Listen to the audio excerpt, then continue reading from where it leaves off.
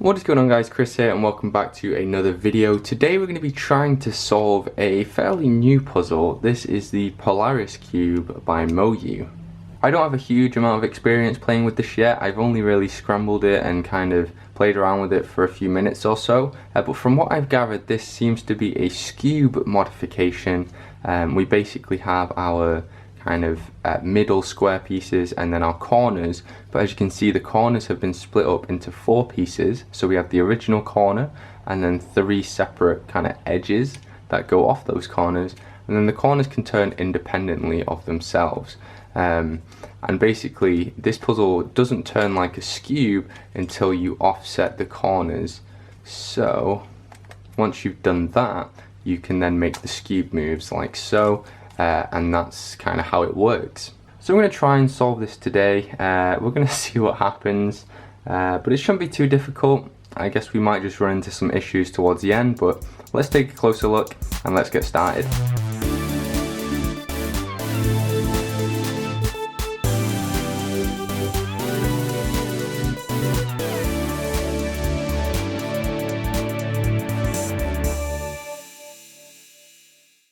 So first things first, I think I want to solve the puzzle like the colour scheme in the corners, because at the moment, well, these middle pieces are fine, but the corners are not quite right, as you can see, although they are in the right place.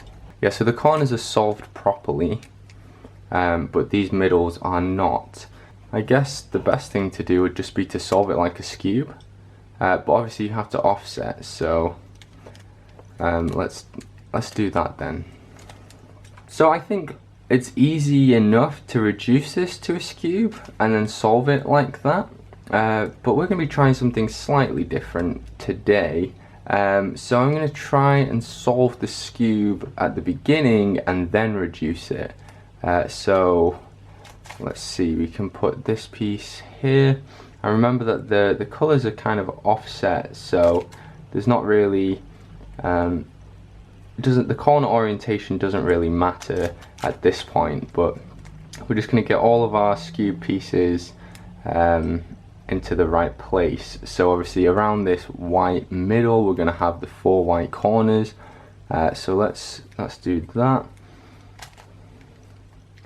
As many of you will know, I hate the Skewb. I think it's a stupid puzzle. I wish it didn't exist, but it does, and therefore a lot of different puzzles exist. But there's our first layer, I believe. So we have the 4 white corners around this white, and then we have to solve this part. Because we don't have to worry about corner orientation in the last layer, that should be basically the Skewb. So, oh no, these two are next to each other, so we need to somehow undo that. Okay.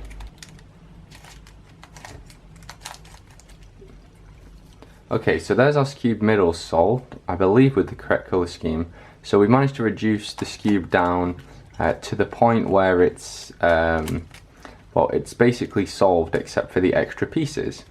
And that's nice and easy. That doesn't really need much explaining because it is just a Skewb.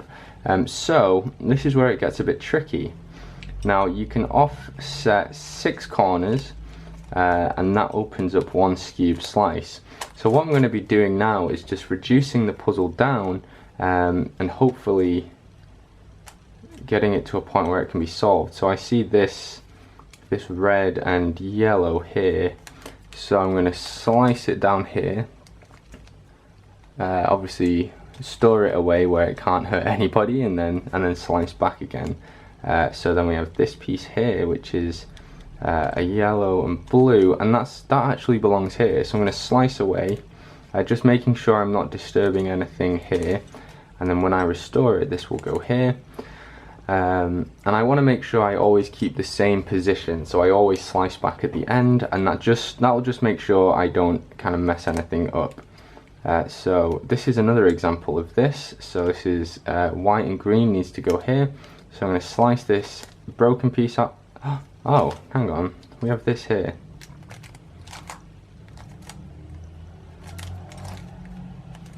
Oh, interesting. So there's one problem I've noticed already, is that if we're down to one piece, it's kind of impossible to slice that in without breaking up something else.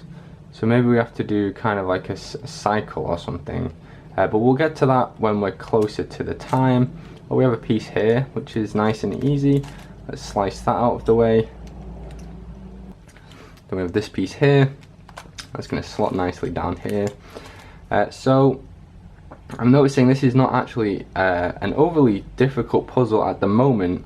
Things are going quite well, so we're going to see what happens towards the end, but as of right now I'm not seeing too much difficulty here, other than the obvious parities we might run into down the line. So I'm going to say we've perhaps exhausted everything here, from what I can gather, unless this is the last piece that I think we can do something with. So let's do that and slice. We've managed to do that. So is there anything else? I don't think so. We have managed to fully solve this, which is very nice. So let's restore all the corners. Okay, that's all good. And now let's pick some different ones. So these two are almost complete, and so is this one, and so is this one. So we leave two at any one time. So let's do these ones now. So we're basically just opening up a slice and then corner pairing within that slice. So let's see, a nice green and yellow here. We can bring that down and match it up here. And then when we slice back, we've also freed up this guy. And this guy's going to match up here. So I'm just being very, very careful to always slice back. Oh nice, we've made another one of these. So I have a suspicion that this is all going to come together at the end. I feel like it's not that tricky a puzzle, and everything's just going to kind of resolve itself. I may well be very wrong about that, because I am seeing problems with the 3 cycle here, but we will see. We'll see when we get closer to it. I think it's going to take a bit of kind of clever edge pairing as well. So here, for example. So let's see, that can go up there, but that's an issue for us because of the 3 cycle we have. It's not even a 3 cycle really, it's just I can't put in this piece without either messing up the slice that we've made or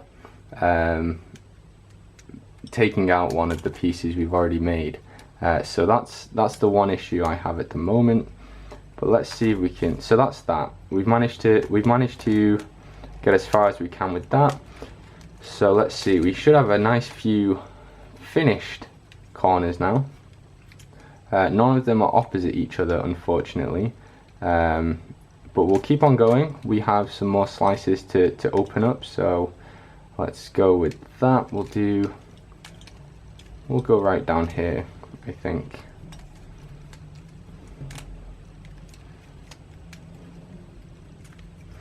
So let's see if we can do anything with this guy.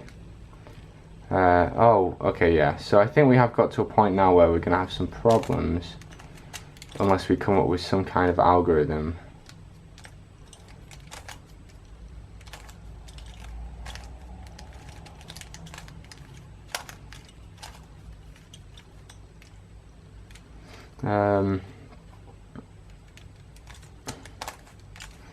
I'm wondering if we can somehow make it a bit cheeky. So bring this piece down here, and then what's going in here? Yellow and red.